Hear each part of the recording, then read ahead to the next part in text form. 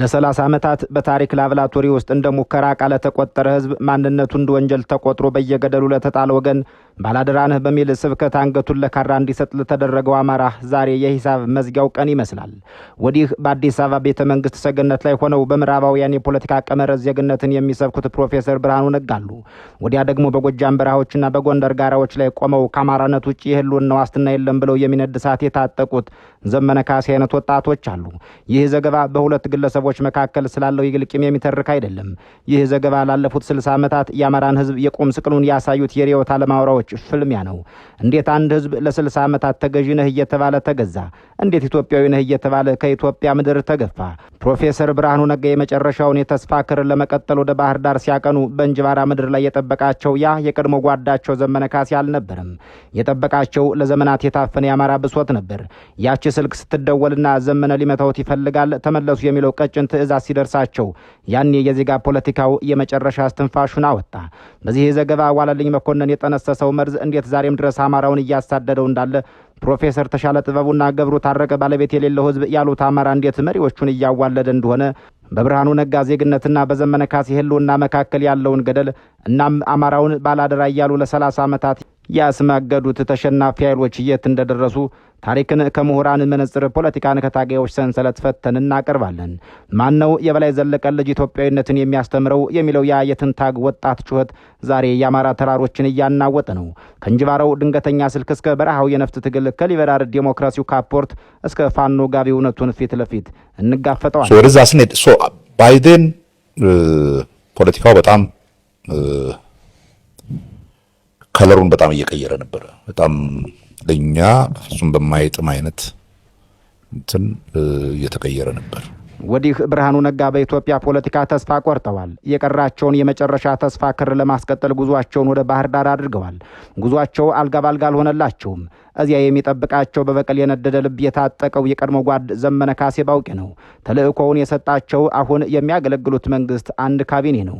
በዚያ ደግሞ ላለፉት 11 ዓመታት በዜጋ ፖለቲካ ታግሎ አላዋጣ ሲለው ተስፋ የቆረጠው የፖለቲካ ኃይል ወደ ብሔር ፖለቲካ ወርዶ በመደራጀት ላይ ነው።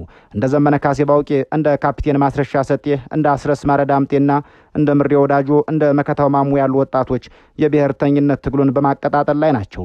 የኢሃፓና የኢሰፓ ቅሪቶች የሚቀለዱበት ኢትዮጵያዊነት የመጨረሻ ምሽጉን ሊነጠቅ የመጨረሻ ትጥቁን ሊፈታ ወራቶች ብቻ ቀርተውታል። እኒያ የዚያ ዘመን ኢትዮጵያዊ ኃይሎች ያይደለ ኢትዮጵያዊነትን የራሳቸውን ህልውና ማስቀጠል ያልቻሉ ተሸናፊ ኃይሎች ናቸው። ምንም እንኳን ተሸናፊ ኃይሎች ቢሆኑም ትጥቅና ስንቅ ምሽግና ሰራዊት እስካለ ድረስ አድዋ ላይ በተሰዋው በገበየው ስም ትዕዛዝ እየሰጡ ያዋጉት እንደነበሩት እንደነ ባልቻ ሳፎ ሁሉ አማራውም የኢትዮጵያን ባላደራ አድርገው ቢያንስ ለ3 አስርተ ዓመታት አስማግደው አውድመውታል። አማራውም ውል በሌለው ፖለቲካ ገብቶ መውጫ ቀዳዳ መፈናፈኛ መሸሻቶ ልጆቹም ገንዘቡም ጊዜውም ሞራሉም ጉልበቱም በከንቱ አመድ ሆነ። ይህ እንዲቀጥል ይፈልጉ የነበሩ ብርሃኑ ነጋዎችና ሌሎች የመጨረሻ ተስፋቸውን ለመሞከር ጉዟቸውን ወደ ባህር ዳር አድርገዋል። በሳቸው አገላለጽ እንጅባራ ደርሰው ስብሰባ አካሂደዋል። ድንገት ስልክ ይደወልላቸውና የቀድሞ የትግል አጋሮ ዘመነ ካሴ ሊመታውት ይፈልጋልና ወደ አዲስ አበባ መመለስ ይኖርቦታል የሚል ቀጭን ትዕዛዝ ወይም መረጃ ይደርሳቸዋል። ቀጥሎ የሆነውን እሳቸው ካንደበታቸው እንዲህ የሚያስታውሱት ነው። አምቡሽ አዘጋጅተዋል መንገድ ላይ ሊመቷችሁ እና ተመለሱ አሉ። አምቡሽ ከተዘጋጀ ታውቃላችሁ ማለት ነው። ሰው አስቁሙ እሱንና እኛ እንሄድ ምናምናል። በኋላ ምንም ምርጫ ሲያጡ ከዛ ከፌደራል ፖሊስም ከባህር ዳር ምናምን መጣና አጅበውን እንትኑን አለፍን። ባህር ዳር ገባን። ባህር ዳር ማታ ድባ አንበሳ ነበር ያረፍነው። ሌሊቱን የታጠቁ ሰዎች አሁን ፋኖ የሆኑት ናቸው ብዙዎቹ እና ካልገደልን እያሉ ጮሆ ነበር አሉ። ብርሃኑ ነጋ ቦንገር በዚህ መልኩ የመጨረሻ ተስፋ ያደረጉት የዜጋ ፖለቲካ ከሸፈባቸው። ያኔ ኢዜማ የሚሉት ወብልጽግና የሆነ ፓርቲያቸው ገና አልተመሰረተም። እሳቸውም ሚኒስትር ዘመነ ካሴም ፋኖ አልሆኑም። በተወሰነ ቀናት ውስጥ ለዚህ አካባቢ ወጣትና ፖለቲካ እንግዳ የነበረ አንድ ትንታግ ወጣት ማነው የበላይ ዘለቀ ልጅ ኢትዮጵያዊነትን የሚያስተምረው? ማነው የአጼ ቴዎድሮስን ልጅ ኢትዮጵያዊነትን የሚያስተምረው? ማነው የሚኒሊክን ልጅ ኢትዮጵያዊነትን የሚያስተምረው? ሊያስተምሯችሁ የሚፈልጉትን ቀጣፊ በሏቸው ሲል ተደመጠ። ብርሃኑ ነጋ አማራ ብቸኛው ኢትዮጵያዊ ነበር። ብሔርተኛ እንዲሆን የሚፈልጉ ኃይሎች ነበሩ፣ እነሱም ወያኔዎች ናቸው ይላሉ። ወያኔዎች አማራ ብሔርተኛ ሲሆን እኩል እንሆናለን ይሉ እንደነበር ይናገራሉ። እንደሳቸው እሳቤ አማራ ብቻውን ኢትዮጵያዊ ሆኖ መቀጠል አለበት። ክቡርነቱ ሀገሪቱ የነበረችው ስርዓተ መንግስት ብሔር ተኮር ከሆነ አማራው ብቻውን የሚገነባው ስርዓተ መንግስት ምንድን ነው ብሎ የጠየቃቸው አልነበረም። እሱ የሚሉት ዜግነት አማራ እንዲጠፋ የሚሰሩ ኃይሎች ከሚሰብኩት ትርክትና ፖለቲካ የሚለየው ምንድን ነው ብሎ የጠየቃቸውም አልነበረም። በተለያዩ የሀገሪቱ አካባቢዎች ሀገሬ ወገኔ ብሎ የሄደ የተጋባና የተዋለደ አማራ እንዳውሬ እየተሳደደ ሲገደል ኢትዮጵያዊ ወገኔ ብሎ የደረሰለት መንግስትና ስርዓት ነበር እንዴ ብሎ የጠየቃቸውም አልነበረም። ኢትዮጵያ ያለችው ባህር ዳር አማራ ያለው እንጅባራ ነው እንዴ ብሎ የጠየቃቸውም አልነበረም።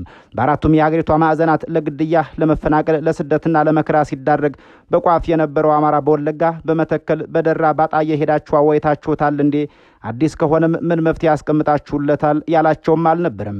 ገንዘብና ትጥቅ ከአማራ ዲያስፖራ ወታደርና ሟች ከጎንደርና ከጎጃም ከወሎና ከሸዋ ተራሮች መዛቅ የለመዱት ዜጋው ብርሃኑ ነጋ የመጨረሻ ጉዟቸውን ያደረጉት ወደ ባህር ዳር ነበር።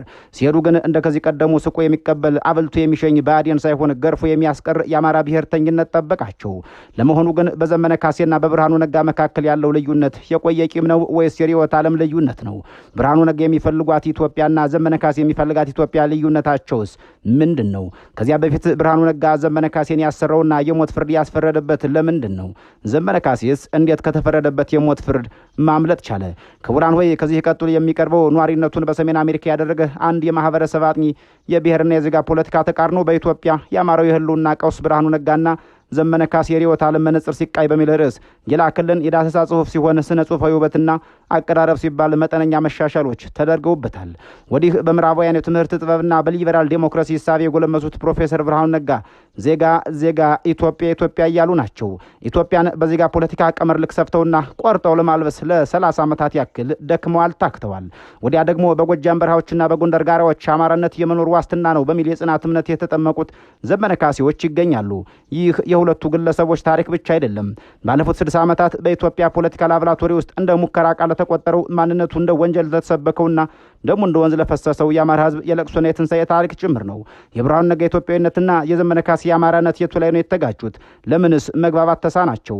በፕሮፌሰሩ ዜጋና በታጋዩ ፋኖ መካከል ያለው ልዩነት ምንድን ነው? የታሪክ ተመራማሪዎች የአማራ ጭቆና የሚሉትን ትርክት እንዴት አረገዙት? በዝርዝር እንፈትሸዋለን። የአማራው መከራ የጀመረው በወለጋ ምድር ወይም በመተከል ጫካ አይደለም። የጀመረው በአዲስ አበባ ዩኒቨርሲቲ ቅጥር ግቢ ውስጥ በ1960ዎቹ የኢትዮጵያ ተማሪዎች ንቅናቄ ወቅት ነው። እንደ ዋለልኝ መኮንን ያሉ ጸሐፍት የብሔር ጭቆና የሚለውን መርዝ ሲረጩ አማራውን የጭቆናው ማማና የስርዓቱ መገለጫ አድርገው ሳሉት። ያኔ ነው አማራው አንተ ገዢ ነህ ተብሎ ነገር ግን በድህነትና በበሽታ እየማቀቀ ሳለም ለሚቀጥሉት 60 ዓመታት የሚሆን የጥላቻ ካባ የተሰፋለት። ተመራማሪው ተሻለ ጥበቡ ዘ ሜኪንግ ኦፍ ሞደርን ኢትዮጵያን በሚለው መጽሐፋቸው እንደሚተነትኑት የአማራው ማንነት ኢትዮጵያዊነት በሚለው ትልቅ ብሔርተኝነት ውስጥ እንዲሟሟ ተደርጓል። ይህ ደግሞ አማራው ለራሱ እንዳይቆም አደጋ ሲመጣበትም እኔ አማራ ነኝ ብሎ እንዳይከላከል አደንዝዞት ቆይቷል። ብርሃኑ ነጋዎች ያደረጉት በዚህ ኢትዮጵያዊነት በሚለው ሰፊ ጥላ ስር ነበር። ለነሱ አማራ ማለት ኢትዮጵያዊ ነው። ከዚያ ውጭ ያለው ብሔርተኝነት የውድቀት መንገድ ይመስላቸዋል። ነገር ግን በሌላው ወገን እነመለስ ዜናዊ አማራውን የትምክህት ካይድ አድርገው እንዲፈርጁት በትግራይ በረሃዎች ጸረ አማራ ድርጅቶች እያቋቋሙ ነበር። ህወሓት አዲስ አበባን ሲቆጣጠር የመጀመሪያው ስራው አማራውን በጠላትነት መፈረጅ ሆነ። በታሪክ ተመራማሪው ገብሩ ታረቅ አገላለጽ በ1983 የሽግግር ወቅት አማራው ባለቤት የሌለው ህዝብ ሆኖ ነበር እየቀረበው።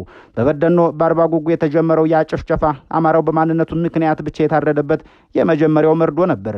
ብርሃኑ ነጋና መሰል ምሁራን ያኔም ቢሆን ኢትዮጵያ ትቅደም በሚል መሪ ቃል ዜግነትን ይሰብኩ ነበር። እንዴት ሆኖ ይላሉ ዘመነ ካሴና የዛሬዎቹ የአማራ ብሔርተኞች። ቤቱ እየተቃጠለ ልጆቹ እየታረዱ ዜግነት የሚባል ዳቦ የማይሆን ወሬ ምን ሊፈይድለት ይላሉ። በእነዚህ 30 ዓመታት ውስጥ ወልቃይትና ራያ ተቆርሰው ተወሰዱ። የአማራው ቁጥር በህዝብ ቆጠራ ስም እንዲቀንስ ተደረገ። በትምህርትና በኢኮኖሚ ተገፋ። ይህ ሁሉ ሲሆን ግን አማራው አሁንም ኢትዮጵያዊነትን አጥብቆ እንደያዘ ነበር። ብርሃኑ ነጋ የቀስተ ደመና ፖለቲካን ሲያቀነቅኑ፣ አማራው ግን በጎጃምና በጎንደር ገበሬዎች አማካኝነት ርስቴን ማንነቴን በሚሉ ጩኸት ወደ ጫካ መግባት ጀምሮ ነበር። ወደ ቅርብ ጊዜው ታሪክ ስንመለስ ብርሃኑ ነጋ ከኤርትራ በረሃ እስከ አሜሪካ አደባባዮች ዜግነት ያድነናል ሲሉ ቆዩ። በ2010 ዓ.ም ለውጥ መጣ ሲባል በታላቅ ተስፋ ባህር ዳር ደረሱ። እሳቸው ያሰቡት እንደ 1997 አይነት የከተማ ፖለቲካ አማራውን ያስከትላል ብለው ነበር። ነገር ግን ባህር ዳር ላይ የጠበቃቸው ሌላ እውነታ ነበር። ያ የአማራ ወጣት ወለጋ ላይ እናቱ ስትታረድ አይቶ መተከል ላይ አባቱ ሲሰቀል ተመልክቶ ዜግነት የሚለው ቃል ባዶ ጩኸት ሆኖበታል። ማነው የበላይ ዘለቀን ልጅ ኢትዮጵያዊነትን የሚያስተምረው የሚለው ጩኸት የመነጨውም ከዚሁ ቁጭት ይመስላል። ዘመነ ካሴና ብርሃኑ ነጋ የተጋጩት እዚሁ ላይ ነው። ብርሃኑ ነጋ አማራ ብሔርተኛ መሆን የለበትም፣ ያ የጠላቶቹ ፍላጎት ነው ይላሉ። ዘመነ ካሴ ደግሞ አማራ ብሔርተኛ ካልሆነ ህልውናው አይቀጥልም፣ ጠላቶቹ የሚፈልጉት አማራው ሳይተራጅ እንዲዳረድለት ብቻ ነው ይላሉ። ያ በእንጅባራ ጉዟቸው ወቅት የተሰጣቸው ቀጭን ትዕዛዝ የሁለቱን መንገዶች መለያየት ያበሰረ ቀጭን ክር ሆነ። ብርሃኑ ነጋ ወደ አዲስ አበባ ካቢኔ ሲያቀኑ ዘመነ ካሴ ወደ አማራው ተራሮች አቀኑ። አንዱ የስልጣን ኮረቻን መረጡ፣ ሌላኛው ደግሞ የህዝብን ቁስል መረጠ። እንደ ካፒቴን ማስረሻ ሰጤ፣ አስረስ ማረ ዳምጤና ምሬ ወዳጁ ያሉ ወጣቶች ለምን ብቅ ብቅ አሉ? ለ11 ዓመታት በዜጋ ፖለቲካ ታግለው አላዋጣ ሲላቸው የመጨረሻ ምሽግ አማራነት መሆኑን እየተገነዘቡት ይመስላሉ። ተመራማሪው መሳይ ከበደ እንደሚሉት በአንድ ሀገር ውስጥ ሁሉም የብሔርተኝነት እንደ ጋሻ ሲጠቀም አማራው ብቻ እኔ ዜጋ ነኝ ብሎ ባዶ እጁን መቆሙ ለጥቃት አጋልጦታል። ብርሃኑ ነጋ የሚሏት ኢትዮጵያ አማራው የጀርባ አጥንት ሆኖ የሚሸከማት ነገር ግን እሱ ራሱ የሚገፋባት ሀገር ሆናለች። ዘመነ ካሴ የሚፈልጋት ኢትዮጵያ ደግሞ አማራው ክብሩ ተጠብቆለት ማንነቱ ታውቆ በኩልነት የሚኖሩባት ሀገር ሆናለች። ልዩነታቸውም ይኸው ነው። ብርሃኑ ለርስቱ ህልውና ይጨነቃል፣ ዘመነ ለህዝቡ ህልውና ይቆማል። ብርሃኑ ዜግነትን እንደ መፍትሄ ያሉ፣ ዘመነ ዜግነትን እንደ ሽንገላ ይቆጥራሉ። ዛሬም ቢሆን የአማራው ደም በየገደሉ እየፈሰሰ ነው። ዛሬም ቢሆን ብርሃኑ ነጋዎች በካቢኔ ስብሰባ ላይ ናቸው። ዛሬም ቢሆን ዘመነ ካሴዎች በበረሃ ዋሻዎች ውስጥ ናቸው። ባለፉት 60 ዓመታት የተጻፉ የታሪክ መጻሕፍት፣ በምሁራን የተተነተኑት የፖለቲካ ቀመሮች ሁሉ አንድ ነገርን አረጋግጠዋል። አማራው ያለ ማንነቱ መቆም አይችልም። ኢትዮጵያዊነትን ብቻ ተሸክሞ መውደቅ ሰልችቶታል። ብርሃኑ ነጋና ዘመነ ካሴ የግለሰቦች ስም ብቻ አይመስሉም። የሁለት ተቃራኒ አስተሳሰቦች መገለጫዎች ናቸው። አንደኛው መንገድ ወደ ትናንትናው ባለ አድራነት ተላላኪነት ይወስደዋል። ሁለተኛው መንገድ ደግሞ ወደ ነገው እኩልነትና ራስን መከላከል የሚመራ ነው። ጥያቄው ግን አሁንም አልተመለሰም። የአማራ ሕዝብ የትኛውን መንገድ ይመርጣል? ለ60 ዓመታት ሲያስማግዱት ለኖሩት የዜግነት ፖለቲከኞች ዳግም ዕድል ይሰጣቸዋል ወይስ የራሱን ማንነት ጋሻ አድርጎ ህልውናውን ያስከብራል? ጊዜው መልሱን የሚሰጠው ይሆናል። ነገር ግን አንድ የታወቀ እውነት አለ። የአፄ ቴዎድሮስንና የእምዬ ምኒልክን ልጅ ማንም ኢትዮጵያዊነትን ሊያስተምራቸው አይችልም። ክቡራን ሆይ በያላችሁበት ዓለም ሰናይ ጊዜ የተመኘን በዚሁ እንሰናበታለን።